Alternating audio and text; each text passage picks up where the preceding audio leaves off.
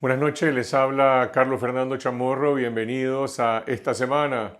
Gracias por sintonizarnos a través de nuestro canal de video en YouTube Confidencial Nica, que ya tiene más de 364,000 suscriptores para seguir derrotando la censura televisiva. Nosotros continuamos demandando la devolución de las redacciones de Confidencial 100% Noticias, La Prensa y Trinchera de la Noticia, que han sido ilegalmente ocupadas por la policía.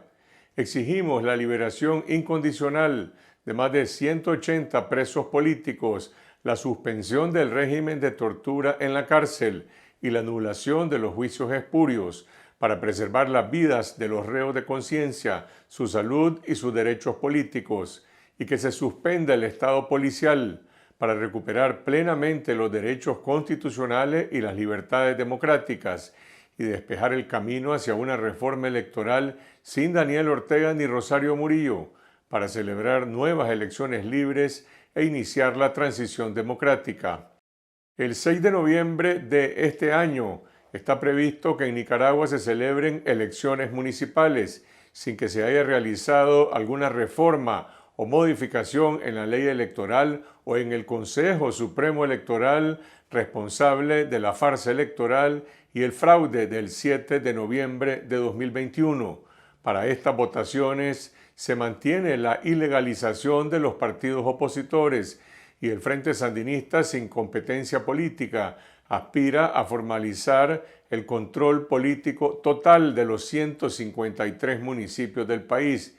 Esta noche conversaremos con Óscar Gadea, alcalde de Santa María de Pantasma en Jinotega, electo en 2017 por el Partido Ciudadanos por la Libertad, y también con Kitty Monterrey, presidenta de este partido opositor que fue despojado de su personería jurídica en agosto del año pasado.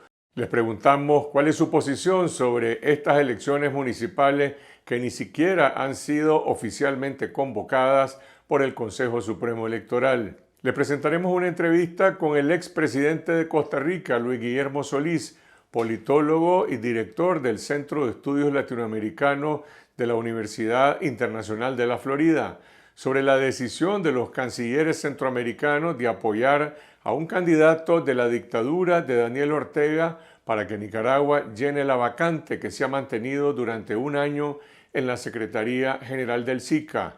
Tendremos una entrevista con Edwin Viales, director del proyecto Migrantes Desaparecidos de la Organización Internacional de las Migraciones, la OIM, sobre la tragedia de los migrantes nicaragüenses que no lograron llegar con vida a Estados Unidos.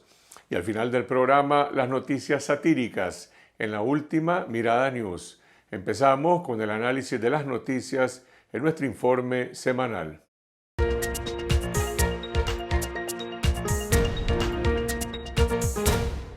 La próxima semana, el régimen de Daniel Ortega y Rosario Murillo continuará su cruzada contra los organismos sin fines de lucro, cancelando la personería jurídica de otras 101 ONGs, incluyendo a las misioneras de la Caridad de Madre Teresa de Calcuta. La campaña oficial ha eliminado a 53 ONGs extranjeras, significando una pérdida de más de $25 millones anuales en cooperación y la cancelación de servicios a más de 550,000 personas, especialmente de zonas rurales. La mayoría de estas ONGs internacionales se desempeñaban en áreas de desarrollo, educación, salud, democracia y derechos humanos, por lo que su cierre inesperado dejó en el limbo a sus beneficiarios. La guillotina del régimen orteguista en contra de los organismos civiles han cercenado las actividades de 669 ONGs desde finales de noviembre de 2018 al 17 de junio de 2022.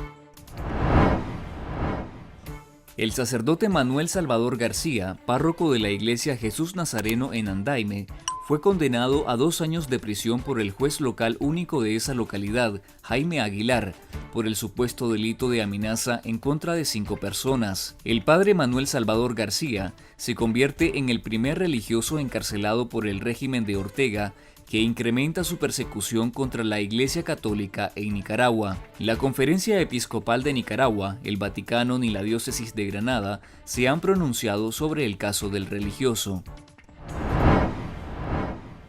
La jueza María José Zapata Morales, del Juzgado Segundo Penal Local de Granada, ordenó el 21 de junio pasado prisión preventiva contra Marta Candelaria Rivas Hernández, 4 días después de que ella se retractó de su acusación en contra del sacerdote Manuel García. Rivas Hernández apareció en los medios oficialistas señalando haber sido agredida por el sacerdote y afirmando que tenía una amistad íntima con él, pero posteriormente ella cambió su versión ante los tribunales de Granada y dijo que todo se trató de un accidente y negó que fuese pareja del religioso.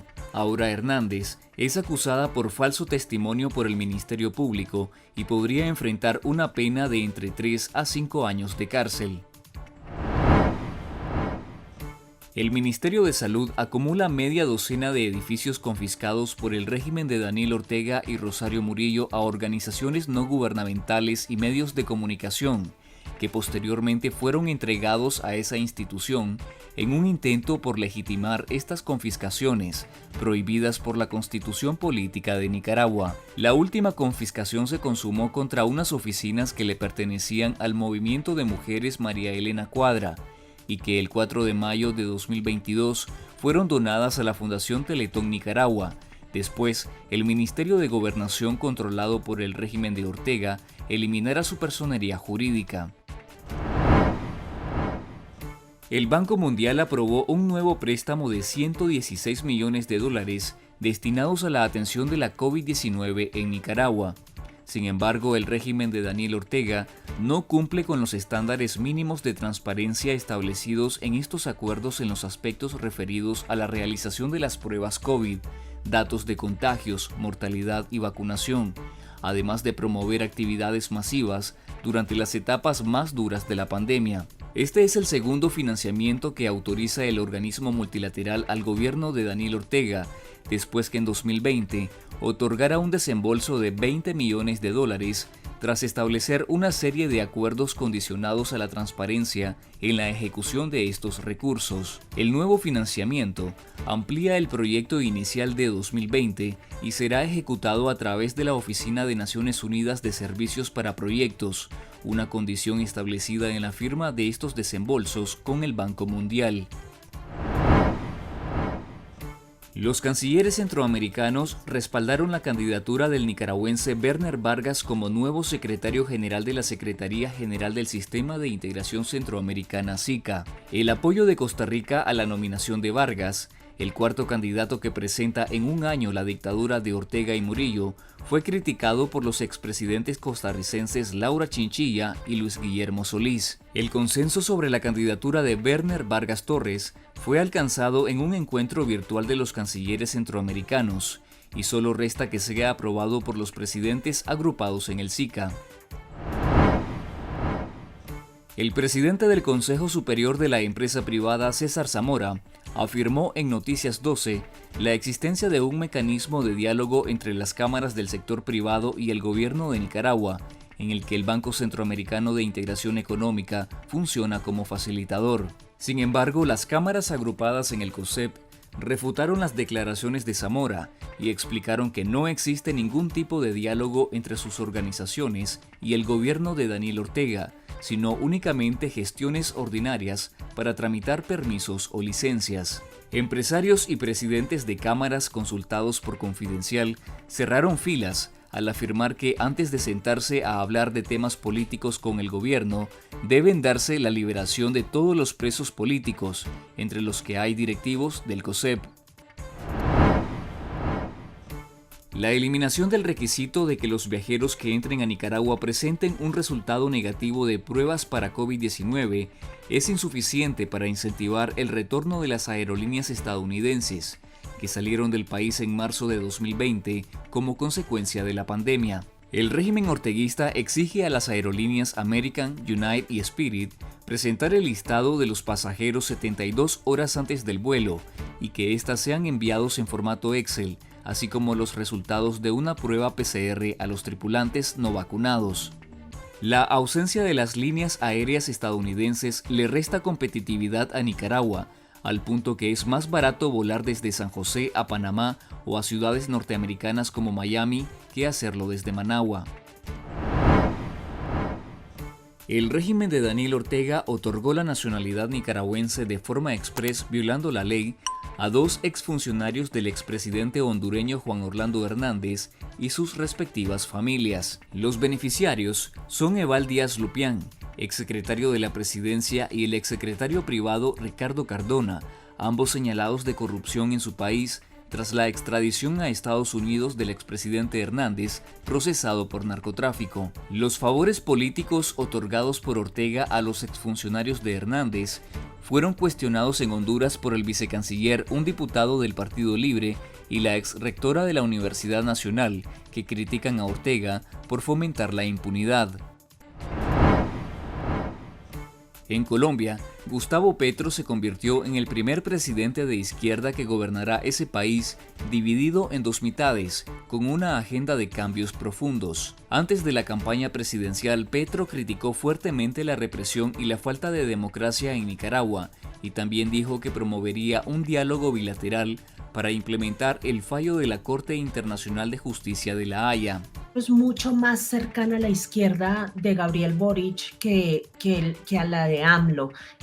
Si bien Petro, uno podría casi que ubicarlo en la mitad entre estas dos vertientes de la izquierda, también está rodeado en una muy buena parte, al igual que Boric, por las organizaciones de jóvenes y de estudiantes, y por una parte de la izquierda muy renovada, muy joven, que está muchísimo más cercana, como decía inicialmente, a la agenda de derechos humanos, a la agenda de género, a la agenda de reivindicación racial.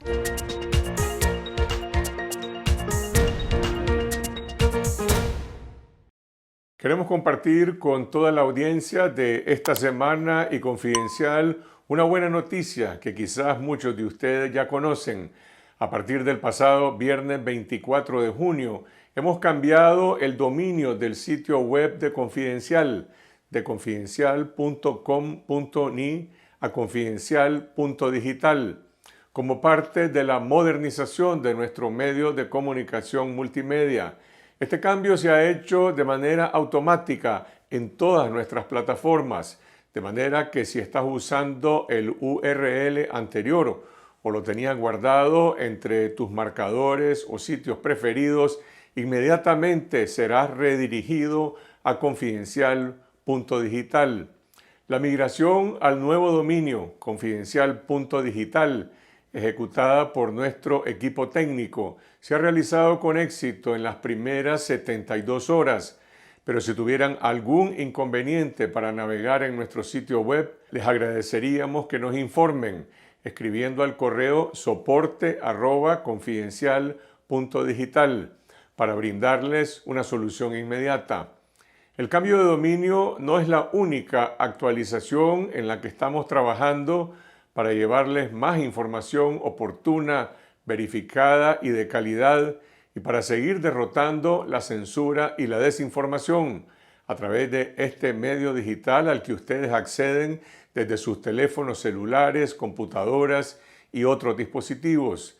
En los próximos meses vamos a realizar el rediseño de nuestro sitio web para facilitar la navegación en confidencial.digital a través de un relanzamiento que les permitirá acceder a más noticias, análisis, investigaciones, perfiles y reportajes, podcasts y programas de televisión como Esta Semana y Esta Noche. Nuestro compromiso es seguir investigando la verdad, seguir promoviendo la libertad de expresión con lo mejor de las herramientas de la era digital. Gracias a ustedes por su confianza y su respaldo a nuestro equipo periodístico. Seguiremos haciendo periodismo de calidad. Los invito a que sigan conectados a confidencial.digital.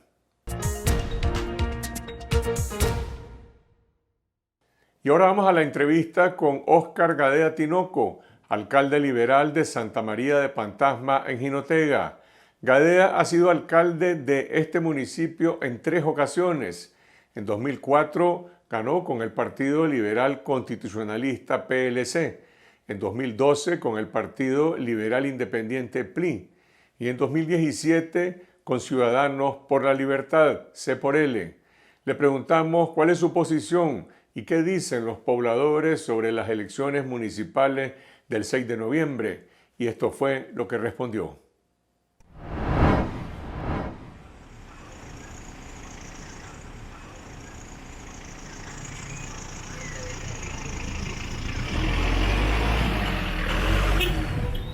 Alcalde, estamos a finales de junio y el Consejo Supremo Electoral todavía no convoca oficialmente a las elecciones municipales de noviembre.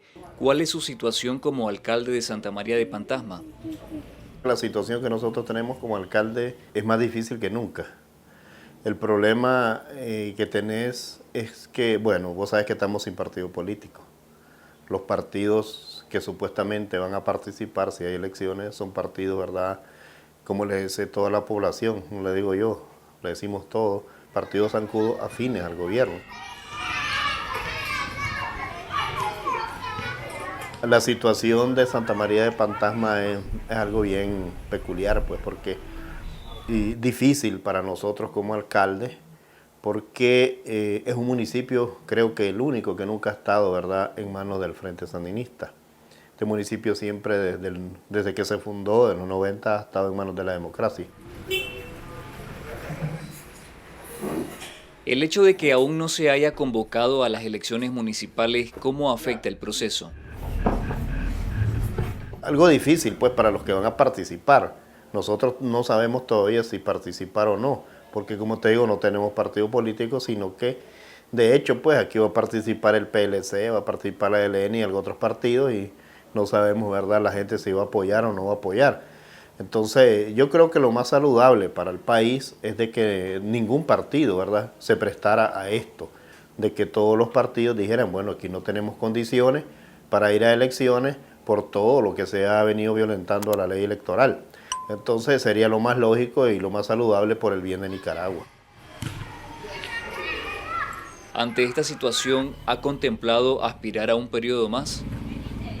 No están dadas las condiciones, sinceramente no están dadas, la situación está muy difícil, más difícil que nunca y aquí puedes correr cualquier riesgo, pues. O sea, no es feo, te digo, en la situación que estamos, tal vez decirle a la población, no quiero, no puedo, pero es que sinceramente es algo muy difícil, porque la situación, como te digo, está caótica, pues no le ves salida a esto.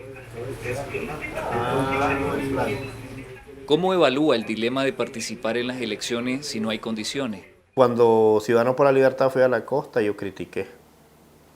Cuando Ciudadanos por la Libertad estaba el año pasado que iba a participar en las elecciones, yo les dije a la dirigencia y se pusieron enojados conmigo, que íbamos a ser colaboracionistas. Y gracias a Dios, pues, y a María Aidó Zune, con su gran maldad, le hizo el volado, pues, a C por L de quitar la personería jurídica, que hoy C por L hubiera sido el principal partido colaboracionista, porque a nivel nacional y a nivel internacional era el partido más reconocido. ¿Se le han acercado dirigentes del PLC u otros partidos de los llamados colaboracionistas? Sí, la ELN ha estado llamando, ¿verdad? El PLC también, aquí estuvieron sus dirigentes nacionales. Se les dijo pues todo lo que había que decirles, de que fueron los responsables de habernos quitado la personería, de que doña María Aidé, pues, si Arnoldo era pactista y colaboracionista, pues que ella le había triplicado. Todas esas cosas se le dijeron y que no teníamos ninguna seguridad de ir con ellos, porque no tenés la garantía de que van a defender tu voto y la alcaldía, así en un momento determinado vos la ganás. Ajá, ¿de qué te sirve que vos ganes esta alcaldía aquí con cualquier partido si no tenés una seguridad de que alguien te la va a defender? O como te digo, pues doña María Aidé Zune, como se prestó para ir a quitar la personería de Ciudadanos por la Libertad, pues ella dice, bueno, se la vamos a dejar al frente y punto, y se acabó todo, la lucha de este pueblo. ¿Mantiene algún tipo de comunicación con los dirigentes de C por L, con Kitty Monterrey? Teníamos más de un año de no comunicarnos, hasta ayer creo que tuvimos una reunión valorando la situación y pues todos están de acuerdo de que no se tiene que participar. Pero yo creo que los que están en municipios donde no hay alcaldes demócratas de Ciudadanos por la Libertad, para ellos es fácil decir no participar. No tienen esa presión que tenemos nosotros aquí de la población. C por L dirige actualmente 5 alcaldías, pero no tiene personería jurídica. ¿El partido ha contemplado buscar otra casilla electoral? Ellos te dicen que hablar con otros partidos es ser un colaboracionista, es ser un zancudo más. Entonces, o sea, ante la dirigencia, ¿verdad?, de Ciudadanos por la Libertad, si vos asumís un reto o asumís tus propios costos políticos de someterte a esto, o sea, podemos decir, quedan defenestrados pues, del partido.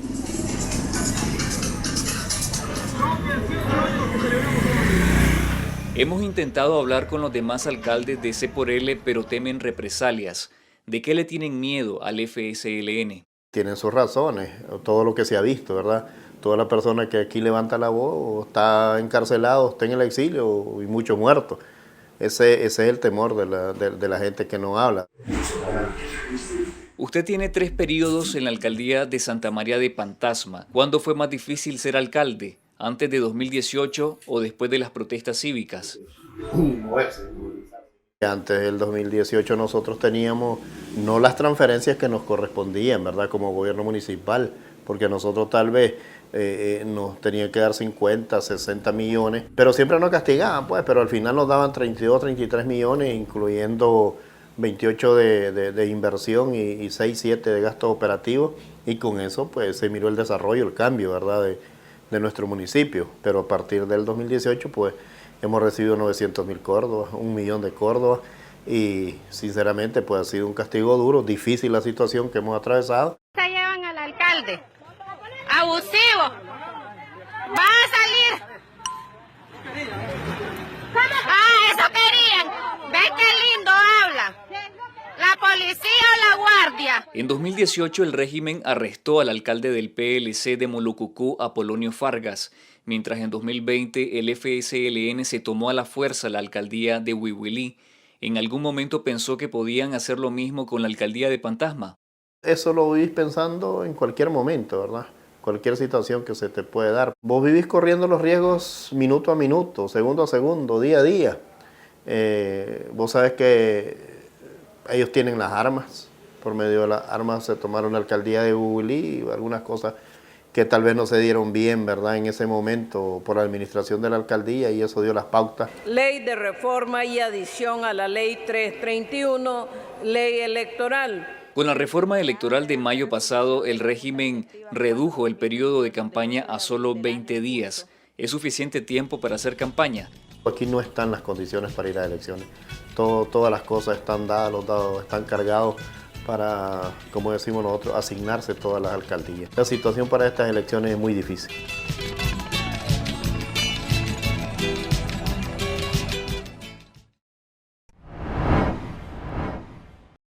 Continuamos hablando sobre las elecciones municipales de noviembre con Kitty Monterrey, presidenta del Partido Ciudadanos por la Libertad, que fue despojado de su personería jurídica de forma arbitraria por el Consejo Supremo Electoral en agosto del año pasado. Kitty Monterrey también fue despojada de forma ilegal de su ciudadanía nicaragüense y se encuentra exiliada en Costa Rica. Elmer Rivas conversó con Kitty Monterrey y nos cuenta la historia. Gracias, doña Kitty, por esta entrevista. En noviembre próximo habrán elecciones municipales. ¿Cuál es la posición de C por L frente a estos comicios? Bueno, en primer lugar, yo no le llamaría elecciones, ¿verdad? Uno habla de elecciones cuando hay competencia, y en este caso no la hay. Aquí tenés los unos contra los otros en una elección normal, pero aquí solo están los unos, que es el Frente Sandinista y sus aliados. La oposición no está en esto, por lo tanto, yo me referiría no a unas elecciones municipales, yo hablaría de un mero trámite de asignación de alcaldías y concejalías. C por L decidió participar en las votaciones municipales regionales del Caribe en 2019 bajo las mismas condiciones actuales, bajo represión y también sin una reforma electoral que garantizara su transparencia. ¿Qué cambia ahora? No, todo ha cambiado. En primer lugar, existía la esperanza de poder ir a un proceso electoral medianamente transparente en contra de Ortega. Y no fuimos solo nosotros los que apostamos a eso. Obviamente éramos los únicos que teníamos personería jurídica, pero si les recuerdo, o sea, la coalición LUNAV, todas las organizaciones hasta ya tenían diputados, ya sabían quiénes iban a competir, etc. Todo el mundo estaba claro de que la única solución es realmente la vía electoral. Y a eso se apostó cuando fuimos a esas elecciones. Y a eso apostó todo el país. Y toda la oposición que estaba dentro del país en ese momento apostaba lo mismo y todos queríamos participar en unas elecciones nacionales porque lo veíamos como la única salida posible. Todo ha cambiado, obviamente. ¿Y tienen alguna expectativa de recuperar la personería jurídica de C por L? Yo creo que a estas alturas es muy difícil. Mientras esté el Frente Sandinista en el poder, no veo ninguna posibilidad. El hecho que nosotros cumplimos con todos los trámites que manda la ley, ¿verdad?, debiera de haber sido suficiente para que a estas alturas la hubieran devuelto, pero bueno, al final tal vez hasta un favor nos hicieron porque pues en estas condiciones, ¿quién quiere participar en nada? Sobre todo con los presos políticos. O sea, para mí eso es lo más importante. Mientras hayan presos políticos en el país, o sea, es bien difícil pensar en participar en ningún proceso electoral. Entonces, ¿no contemplan buscar una casilla electoral? Es que esa es una decisión de cada quien. Nosotros como colectivo obviamente no estamos buscando porque para hacer un poquito de historia, ALN fuimos nosotros y nos quitaron esa personería. Fuimos PLI y nos quitaron esa personería. Después fundamos C por L y nos quitaron esa personería. Entonces, ¿quién en su sano juicio de C por L va a ir a participar en otra de esas casillas que ya sabemos que son satélites del frente? Sin embargo, voy a añadir algo interesante que está sucediendo. O sea, yo sé por información que me comentan muchas de las personas del partido de que los han llegado a buscar de esas otras organizaciones, porque ya no vale la pena ni llamarlos partidos, y les llegan a ofrecer candidaturas para alcaldes, para concejales, pero condicionado incluso a que pongan los fiscales. Entonces, ¿qué te dice eso? Que estas organizaciones ni siquiera tienen candidatos, en primer lugar, y mucho menos un tendido electoral. ¿Qué significa? De que esto es una asignación que va a hacer el Frente Sandinista entre los mismos que son ellos. Actualmente hay 5 alcaldías en manos de alcaldes de C por L.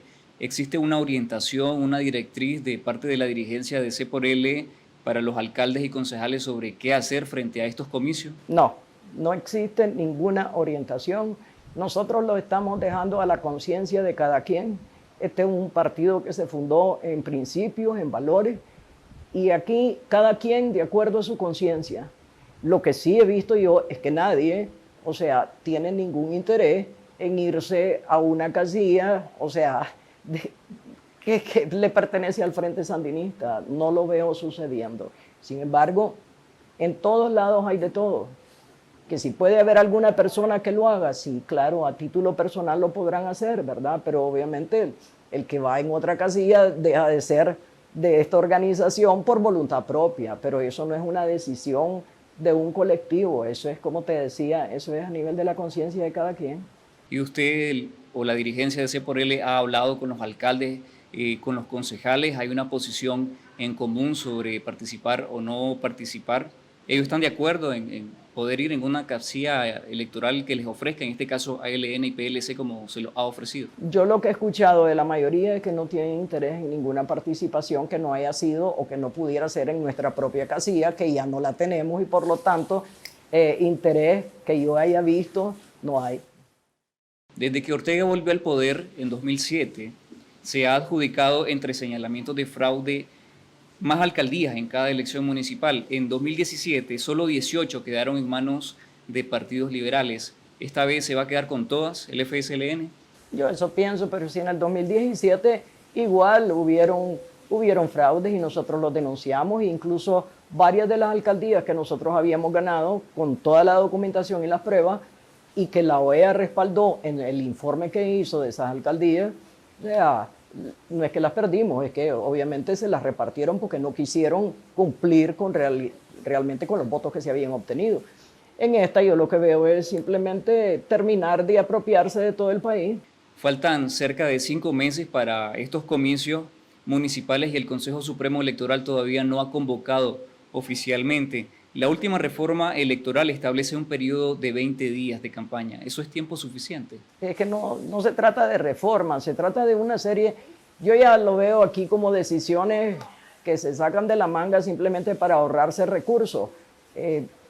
Si en las elecciones nacionales hubo un 80% más de abstención, ¿qué se puede esperar en esta? Entonces vienen y entre esa reforma que acomodan a, digamos, para favorecer o para reducir sus gastos, ahora son 600 los electores en cada junta receptora de votos. ¿Eso qué significa? Que de 14.000 casi juntas que habían, ahora van a ser entre 7 y 8.000.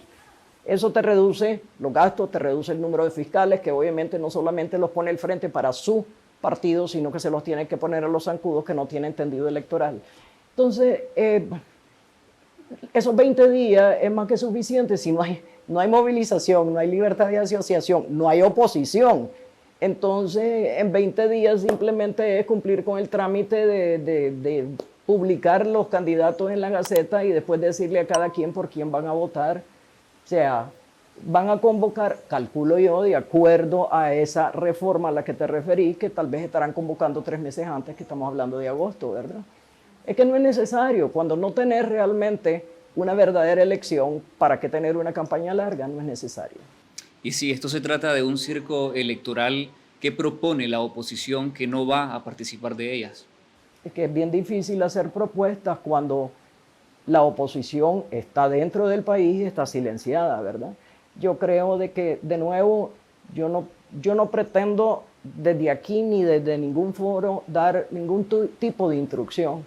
Simplemente a conciencia de cada quien, al igual que lo hicieron en esta farsa electoral recién pasada, de acuerdo a la conciencia de cada quien, qué es lo que deberán hacer o no hacer.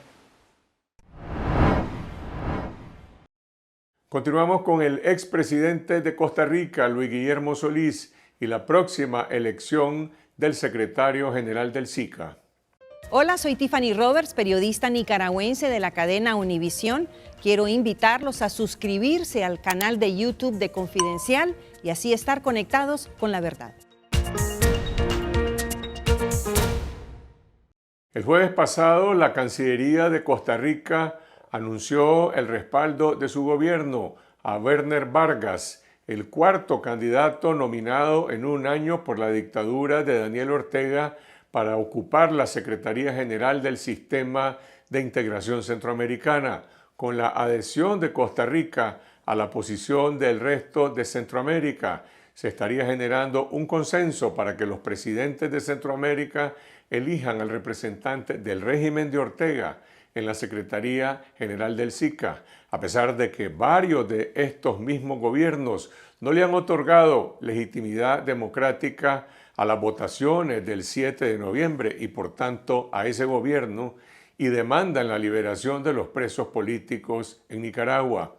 Y para analizar esta contradicción y el dilema de los gobiernos democráticos que forman parte del SICA, nos comunicamos hasta Miami, Florida, con el expresidente de Costa Rica, Luis Guillermo Solís, politólogo y director del Centro de Estudios Latinoamericanos de la Universidad Internacional de la Florida. Luis Guillermo, gracias por brindarnos esta entrevista para hablar sobre la crisis de Nicaragua y Centroamérica. Muchas gracias, Carlos Fernando. Estoy a la orden. Este jueves, el canciller de Costa Rica anunció que se sumaba al consenso de la región para apoyar la nominación de Werner Vargas, el candidato del régimen de Daniel Ortega para secretario general del SICA. ¿Qué implicaciones tendría esta eventual elección? Bueno, creo que simbólicamente más implicaciones que en la práctica, porque el SICA está muy venido a menos, es una institución que desde hace ya varios años tiene muy poca incidencia en la vida centroamericana y por lo tanto el secretario general, aunque no sea el candidato de Daniel Ortega, va a tener un margen muy pequeño para la acción, pero en la parte simbólica es terrible, ¿verdad? Porque significa casi que normalizar la presencia de Nicaragua en el SICA, lo cual es inadmisible siendo una dictadura atroz. Ni en el espíritu de Esquipulas que creó el SICA, ni en la normativa del SICA la idea de una democracia que participa con todos los demás gobiernos en igualdad de condiciones se encuentra presente. Así es que me parece que desde el punto de vista político y de perspectiva regional es altamente inconveniente que ello ocurra. Varios de los países que integran el SICA, entre ellos Costa Rica, Panamá, República Dominicana y El Salvador, han suscrito bilateralmente y también declaraciones de la OEA en las que no reconocen la legitimidad de las elecciones del 7 de noviembre en Nicaragua. Esta eventual elección tendría algún significado en relación a cómo se posicionan frente al régimen de Nicaragua. Ciertamente, y sería muy inconsistente que los países que han sostenido con mano firme, con mucha templanza, la línea de oposición a la dictadura, reviertan esa posición por medio de una elección en un órgano regional. Me parece que sería absurdo. Y que lo hagan además sin ningún marco de referencia político que por lo menos adorne esa decisión con respecto a, por ejemplo, la condición en la que están los presos políticos en Nicaragua. Es que estamos frente a un régimen que no solamente ha asesinado, ha utilizado el terrorismo de Estado para reprimir violentamente a su propio pueblo, sino que estamos frente a un gobierno que se ha aislado de la comunidad internacional, que hace caso omiso a lo que la comunidad internacional demanda, que no tiene respeto absoluto por sus propios conciudadanos que participaron en una elección o que querían participar y más bien abrir los espacios en una elección que terminó robándose el gobierno de Ortega. Entonces, sí, yo creo que el anuncio en sí mismo es complejo y si se concretara, me parece que sería muy malo para la imagen de Centroamérica. ¿Quién va a querer venir aquí a darnos recursos para un sistema regional que incluye una dictadura como esa? Y también para los países que han participado en la elección misma. El rechazo a los anteriores candidatos de Ortega se basó en el argumento de que no reunían condiciones, que no tenían idoneidad para ocupar ese cargo, y pareciera que la aceptación del nuevo candidato se justifica o se pretende justificar en que sí se trata de un profesional que tiene trayectoria en el sistema integracionista. Ahora, ¿están eligiendo a una persona, a un funcionario, o le están otorgando legitimidad al régimen que representa?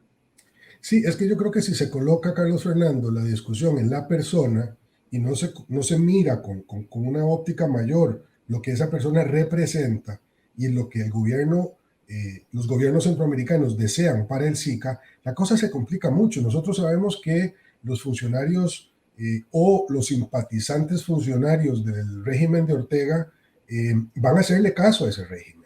No hay una separación orgánica que uno pueda decir, bueno, es que este es un técnico que está independiente del gobierno que lo necesita. No. Esto es un correveidile de Daniel Ortega que llegó al SICA protegido por una dictadura que es finalmente la entidad que lo patrocina. Entonces, me parece que colocar el acento en si es idóneo o no es idóneo equivoca la argumentación con respecto al fondo del problema, y es que con esa designación se abre la puerta para que Nicaragua entre al sistema, o mejor dicho, se asiente en un sistema del cual además debió haber sido expulsada desde hace mucho tiempo, porque es un régimen que no es democrático. Ahora, es inevitable que los presidentes, o al menos los presidentes que representan gobiernos democráticos en Centroamérica, ratifiquen esta decisión de los cancilleres. ¿Tienen otra opción? La oposición nicaragüense, por ejemplo, ha sugerido que nombren a un administrador interino. Sí, a mí me parece que los señores presidentes pueden ponderar en los próximos días, cuando se reúnan, utilicen el mecanismo que ellos consideren necesario, pueden ponderar estas observaciones que se han hecho desde diferentes puntos, porque este debate tiene aristas en distintos países y se ha recibido también la carta con las sugerencias de la oposición nicaragüense. A mí me parece que se pueden hacer muchas cosas, o incluso podemos hacer lo que Nicaragua estaba haciendo desde hace ya varios años, que es rompiendo un consenso sin el cual no existe posibilidad de tener un secretario general y se bloqueó el sistema.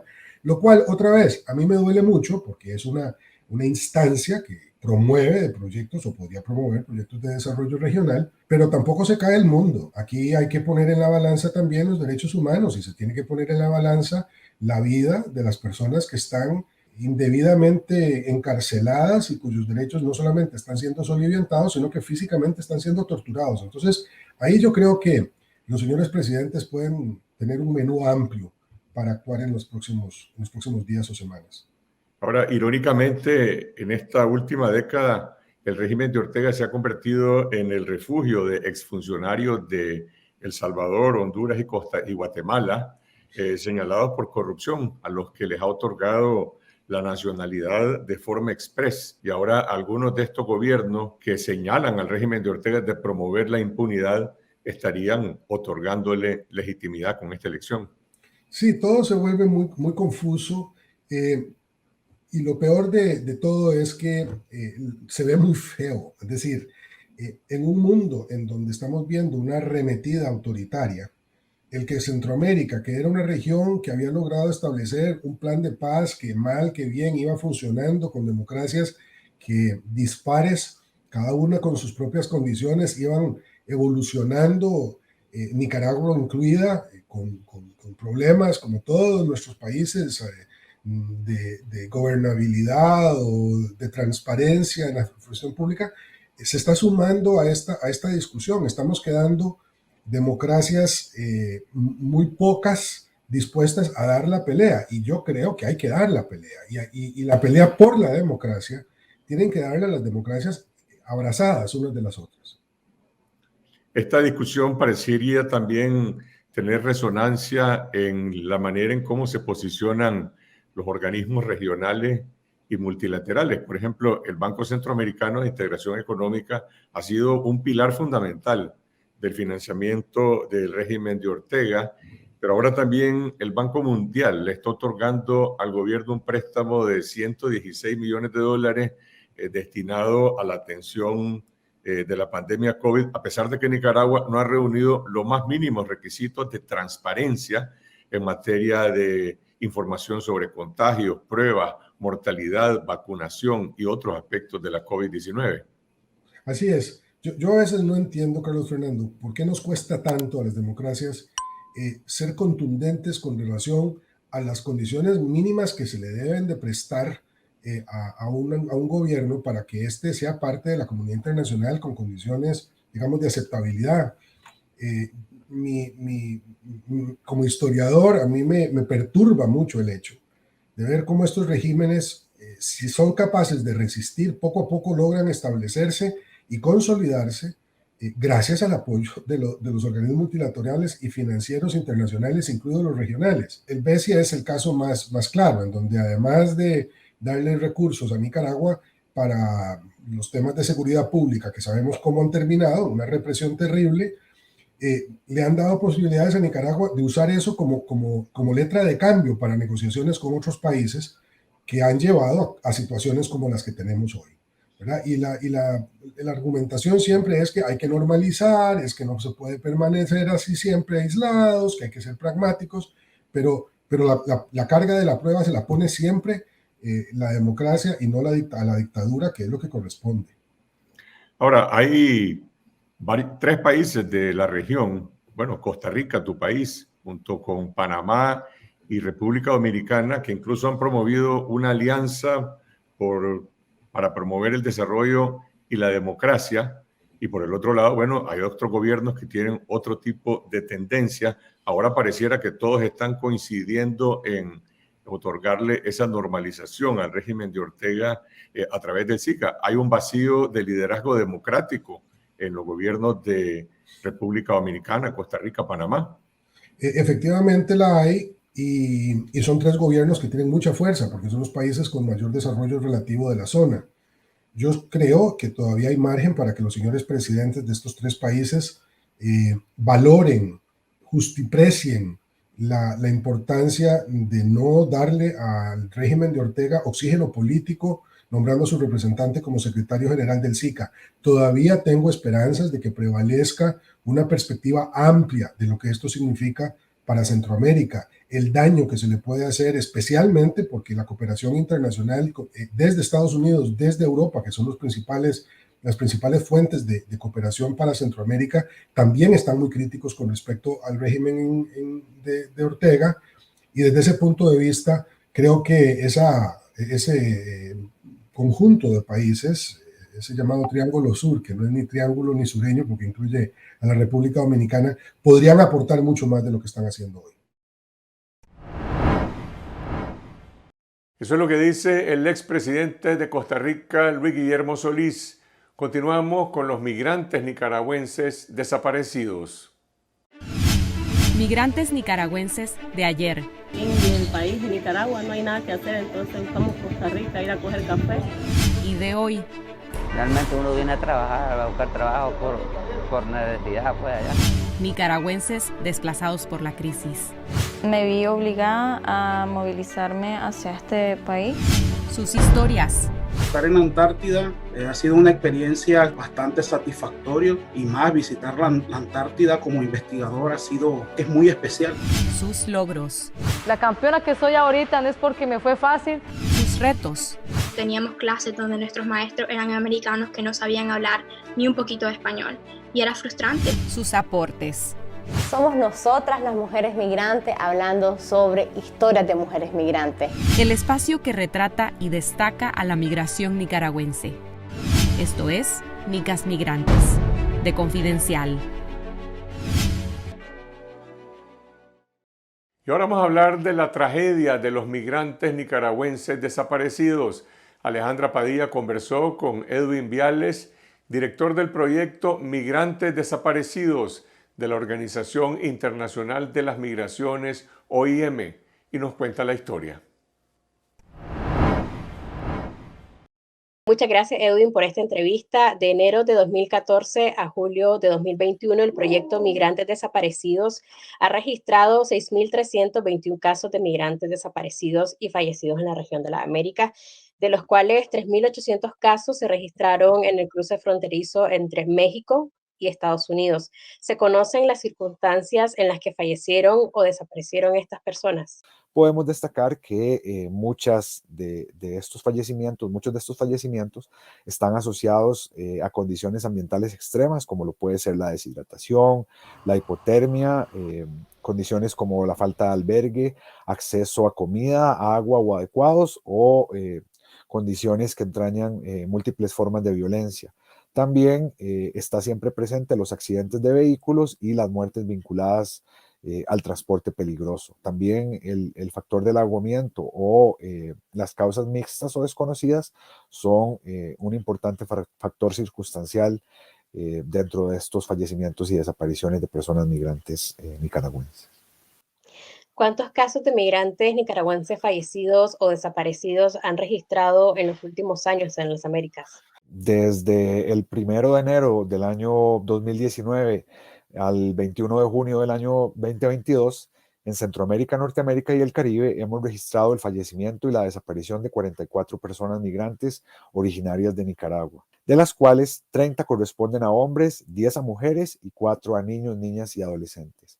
Cabe destacar que desde enero de 2021 a la fecha, en estos 18 meses, hemos registrado 39 fallecimientos y desapariciones de personas migrantes originarias de Nicaragua. ¿En qué zonas, Edwin, o rutas migratorias se registran un mayor número de nicaragüenses migrantes fallecidos? Es importante considerar y tener en cuenta que el proyecto Migrantes Desaparecidos divide a las Américas en varias regiones, esto para efectos de monitoreo, investigación y análisis de incidentes. Donde generalmente se registran mayores fallecimientos de personas migrantes nicaragüenses es en las regiones de América del Norte y América Central, particularmente en las subrutas migratorias que atraviesan el norte de Centroamérica y en el río Bravo, en toda la franja transfronteriza entre los Estados Unidos y México. También en rutas terrestres a lo interno de México, donde ya hemos registrado casos de migrantes nicaragüenses que han perdido la vida en accidentes de tránsito. Se han registrado incidentes también de migrantes nicaragüenses fallecidos en el desierto y en accidentes de tránsito ya del lado estadounidense de dicha frontera. Y me parece también muy importante mencionar y destacar que entre la frontera entre Costa Rica y Nicaragua, debido a procesos de monitoreo e investigación, así como informes anecdóticos que hemos recibido desde que iniciamos el monitoreo en las Américas en el año 2020, se han presentado incidentes de personas migrantes nicaragüenses fallecidas durante el tránsito migratorio, que de igual forma, por condiciones geográficas y físicas que presenta esta región, nos generan un gran subregistro de datos específicamente. Generalmente, ¿qué ocurre cuando una persona es reportada como desaparecida? Sucede de que se encuentra la persona, luego se descubre que la persona lamentablemente falleció durante su ruta migratoria. Lamentablemente, y retomando el caso específico de muchas personas originarias, muchas personas migrantes originarias de Nicaragua fallecidas, lamentablemente por las duras condiciones de la ruta es muy común que una desaparición se convierta en un fallecimiento, o a veces lamentablemente también, como lo mencioné anteriormente, cuando se presentan accidentes de tránsito, a veces es lamentable que una persona migrante víctima de este accidente sea transportada al hospital y después pierda la vida. Entonces esto lamentablemente sucede con mucha frecuencia, y reitero, esto está relacionado a las duras condiciones de las rutas migratorias, en este caso terrestres, que son mayoritariamente utilizadas por las personas migrantes nicaragüenses, y también está relacionado a la falta de acceso a cuidados de salud adecuados para poder preservar su vida y evitar que fallezcan durante el tránsito migratorio.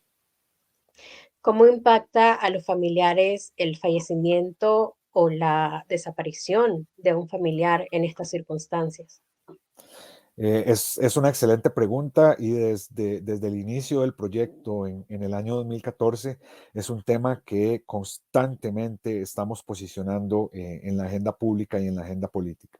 La desaparición de una persona en el contexto de la migración tiene múltiples impactos profundamente negativos en sus familias y genera necesidades de carácter económico, psicológico, legal, administrativo, ya que las familias de las personas migrantes desaparecidas deben tener la oportunidad de manera significativa de participar en todas las actividades relacionadas con la búsqueda de sus seres queridos desaparecidos.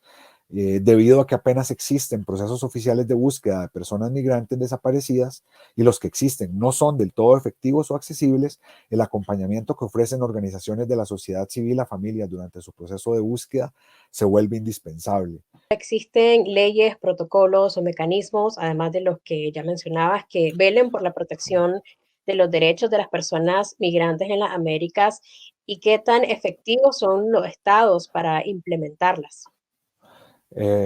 Sí existen otros instrumentos, solo por mencionar algunos, además del Pacto Mundial para la Migración Segura, Ordenada y Regular.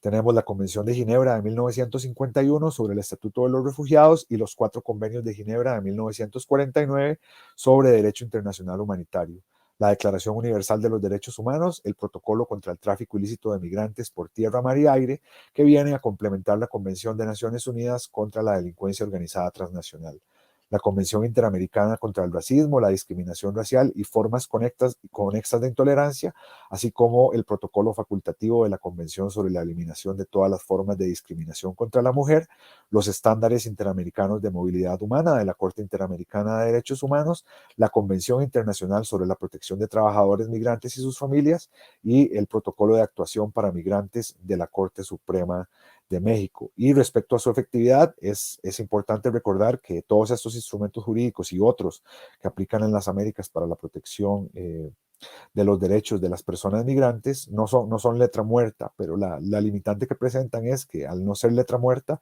son ejecutados e implementados por seres humanos con todas las limitaciones que esto conlleva, ¿verdad? ¿Cuáles son los principales desafíos a los que se enfrentan los estados de las Américas para proteger los derechos de las personas migrantes? En el caso específico de las personas migrantes fallecidas y desaparecidas, el principal desafío al cual se enfrentan los estados y los diferentes gobiernos de la región es la falta de datos, y la falta de datos de calidad en esta materia.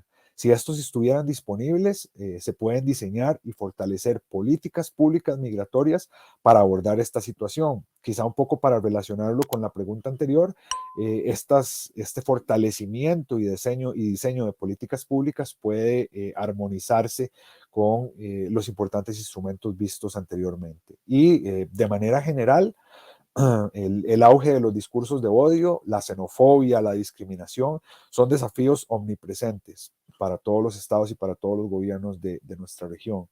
Y se debe tener en cuenta también la politización del tema migratorio por parte de determinadas agendas con fines político-partidarios, así como los estereotipos casuales y una lectura uniforme y superficial de temas migratorios complejos.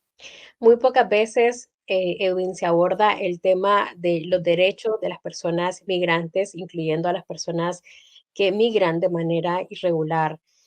Un elemento muy importante a saberse tanto para los familiares como las mismas personas migrantes durante su trayecto. ¿Cuáles son esos derechos que tienen las personas migrantes, inclusive aquellos que migran de manera irregular? Bueno, hay que recordar que independientemente del estatus migratorio, por ejemplo, todos los derechos contemplados en la Declaración Universal de los Derechos Humanos, en los instrumentos mencionados anteriormente, como en el Pacto Mundial para una Migración Segura, Ordenada y Regular, los protocolos contra el tráfico ilícito de migrantes o las convenciones interamericanas, ya sea contra el racismo, la discriminación racial o los estándares de movilidad humana, esto cabe destacar que no aplica únicamente para las personas que migran solo de manera regular. Esto es aplicable para todas las personas migrantes, independientemente de su estatus migratorio, por su misma condición como seres humanos sujetos a derechos y deberes contemplados en estos instrumentos. En la 9ª Cumbre de las Américas, 20 países firmaron un acuerdo para fortalecer los esfuerzos nacionales, regionales y hemisféricos a fin de crear las condiciones para una migración segura, ordenada, humana y regular. ¿Es esto un avance significativo en materia de protección de la vida de las personas migrantes? Me parece importante destacar, en primer lugar, en un mundo donde los discursos de odio, la xenofobia, la discriminación están nuevamente en auge, no se debe perder de vista nunca la importancia del multilateralismo, entendido como una forma de prevalencia de la cooperación sobre el conflicto, y de ahí la importancia de iniciativas que surjan de estos espacios multilaterales, como por ejemplo la 9ª Cumbre de las Américas, ya como antecedente inmediato desde diciembre del año 2018 con la adopción en Marrakech del Pacto Mundial para la Migración Segura, Ordenada y Regular, se sirvió la mesa para que los diferentes estados y los diferentes gobiernos del mundo y de la región empezaran a generar política pública y política migratoria de carácter intergubernamental en esta materia. Con esta declaración en específico, los países de las Américas reconocen la urgente necesidad de trabajar en colaboración para proteger la dignidad, la vida y los derechos humanos de todas las personas migrantes, independientemente de su estatus migratorio, como lo mencioné también anteriormente.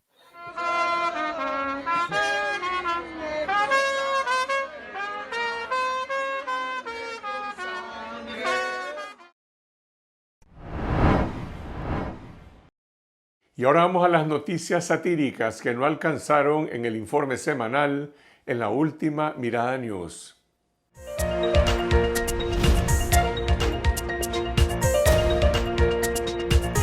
Hola, bienvenidos a la última Mirada News. Soy Juan Carlos Sampié.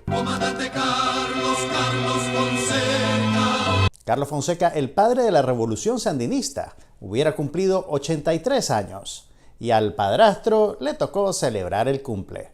La velada inició con la visita al mausoleo de jóvenes sandinistas. Y en respaldo a nuestro gobierno, el gobierno que dirige, coordina y lleva adelante el comandante Daniel y la compañera Rosario. Creo que esa joven delegada le cambió los pañales a Carlos Fonseca. Como la distracción y el entretenimiento son derechos restituidos por este gobierno, los jóvenes jugaron a depositar una flor en la cima de la lápida. Comandante Carlos Fonseca. Creo que el concurso se va a declarar desierto. Quizás el próximo año, compañero. Conviertan la tradición de una flor para Carlos en una acción de todos los días. ¿Oíste, Majé? Vas a tener que ir a practicar todos los días. Comandante Carlos Fonseca. Y ya cuando el sol se había puesto, apareció Daniel Ortega. Y de ahí, no se vaya, compañera, si al final le van a dar chance de tirarse su chingaste. Comandante Carlos Fonseca. Salen de la cárcel mis palabras hacia la lluvia. Se darán cuenta esos muchachos de la ironía de que ellos estén cantando esas líneas, mientras Daniel Ortega tiene secuestrado en las cárceles a más de 180 ciudadanos. Sabrán que esa situación es peor que cuando Somoza apresó a Carlos Fonseca.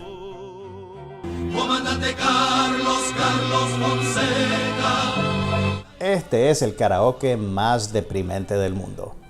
Miren qué fresquito y enérgico se ve. Y no es para menos. La última vez que vimos al comandante fue el 27 de mayo. Surgió el alba. Solo le tomó 28 días preparar este discurso. De seguro que va a estar bueno. Murió es un mes que está cubierto. Está cubierto, Murió, por las nubes que traen, las lluvias que traen el invierno. 28 días de descanso, ¿y esto es lo que produce? Carlos nació en el año 1936. En el año 1979 se está combatiendo en todo Nicaragua.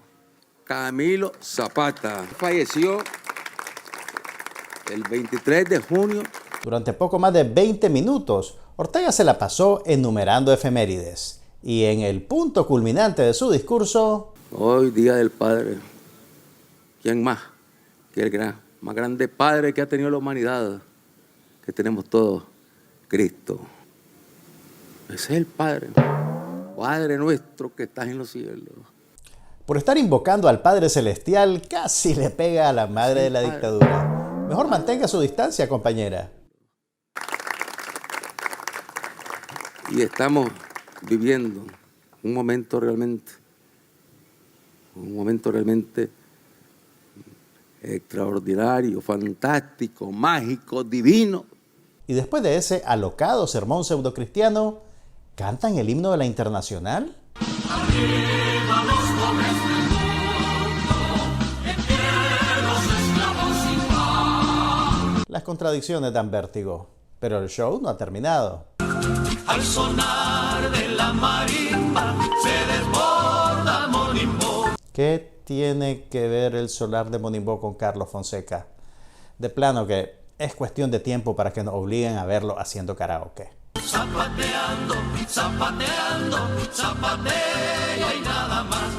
Pero bueno, es menos doloroso verla haciendo fonomímica que la alternativa. Hermosos estos días, qué intensos estos días. Llegó la hora del chingaste con la compañera Rosario. En un país, en una patria como la nuestra y con un pueblo como el nuestro, es imposible olvidar de dónde venimos, qué somos. ¿Criminales de lesa humanidad? Por tantos conflictos generados, creados por los imperios, que son el mal, que son satánicos, que son perversos, que son diabólicos. Ella cree que está hablando de los Estados Unidos, pero en realidad se está proyectando. Gracias, compañeros, compañeras, un abrazo a todos. El presidente del COSEP, César Zamora, brindó una entrevista por primera vez desde que asumió su cargo en octubre del 2021. Las cámaras tienen hoy diálogos con las autoridades, ¿verdad? Y está en su agenda ir resolviendo esos temas. Para comprender un poco, entonces el BESI está intermediando en este diálogo. No es intermediando, es un facilitador. Déjenme ver si entendí. Dante Mossi, el financiador estrella de los Ortega Murillo, está facilitando el diálogo entre el sector empresarial y la dictadura. Nos preocupa mucho en el sector privado la salida de nicaragüenses hacia fuera del país. Son temas que tenemos que abordar y que queremos actuar con responsabilidad sin politizar los temas. Creo que es imposible que aborden el tema de la migración sin politizar, porque el motor de la migración es político. agradecemos pues la oportunidad que el BESI se tomó en una sociedad donde si te moves, eres criticado. Es peor de lo que cree César. Esta es una sociedad donde si te moves, te dispara un francotirador, o te mandan al exilio, o te secuestran y te convierten en preso político. Un momento, ¿por qué César Zamora es presidente del COSEP? Ah, sí, porque la dictadura tiene secuestrados como presos políticos a los expresidentes del COSEP Michael Healy y José Adán Aguirre y el exvicepresidente Álvaro Vargas. Pero siga. No nos hemos salido del país. Dichoso vos, ya quisiéramos los casi 250.000 exiliados. No podemos vivir permanentemente en confrontación, sino que para el tema económico requerimos de honestidad, de sabernos perdonar y de saber enfrentar el futuro con conocimiento de causa. Y por conocimiento de causa voy a hacer de cuentas que quiere decir que conocemos que un gobernante que preside sobre los asesinatos de más de 300 ciudadanos y el secuestro de más de 180 presos políticos simplemente no es apto para gobernar. El país a estas alturas de la coyuntura requiere más pláticas que gritos. Ajá. Esos que están presos ahí son los hijos de perra de los imperialistas yanquis. Ya dejen de joder. Creo que no le está llegando tu mensaje, César. Pero claro, al final, esta es solo la opinión de una persona. En declaraciones a Confidencial, los directores de la mayoría de las cámaras empresariales desmintieron que exista un diálogo con la dictadura. ¿Quieren salir de la crisis y que la economía de Nicaragua crezca? Primero, liberen a los presos políticos. Segundo, justicia y reparación para las víctimas de la violencia de la dictadura. Y tercero, castigo para los culpables. Dale, ahora sí, ya podemos perdonar y dialogar. Vamos a platicar las cosas de los dos. Para finalizar, lo que viene es un cambio de verdad, un cambio real. En Colombia, Gustavo Petro triunfó en la segunda vuelta del proceso electoral. De esta manera, por primera vez en ese país, un exguerrillero se convierte en presidente. A pesar de su ideología de izquierda, nadie sabe realmente hacia dónde se inclinará la política exterior de Petro. Por eso, vamos a activar un dispositivo científico patentado por la Última Mirada News. Les presentamos el izquierdómetro. ¿Será tan cómplice como AMLO? Yo no sé. ¿O tan crítico como Boric? Yo no sé. Estén pendientes de qué marca el izquierdómetro. Yo no sé. Hagan sus apuestas. Ya dejen de joder. No nos vamos a callar. Exigimos la liberación del padre Manuel Salvador García, Marta Candelaria Rivas y los más de 180 presos políticos secuestrados en las cárceles del régimen, así como la anulación de los juicios espurios en su contra. Un grito fuerte desde abril. Buenas noches. Todos gritan presente. Así llegamos al final de esta semana. Nuevamente, gracias a toda nuestra audiencia por su solidaridad. Y si aún no lo han hecho, suscríbanse a nuestro canal de video en YouTube Confidencial Nica para seguir derrotando la censura en Nicaragua, en Costa Rica, en Estados Unidos y Canadá, en España, en Europa y en América Latina. Síganos en Twitter a lo largo de la semana y los invito a suscribirse de forma gratuita al canal de Telegram de Confidencial para recibir todos los días nuestras alertas noticiosas.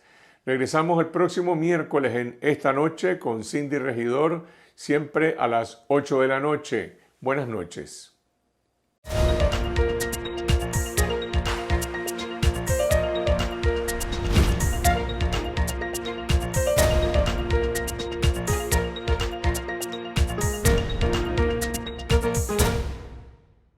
Dados con la verdad.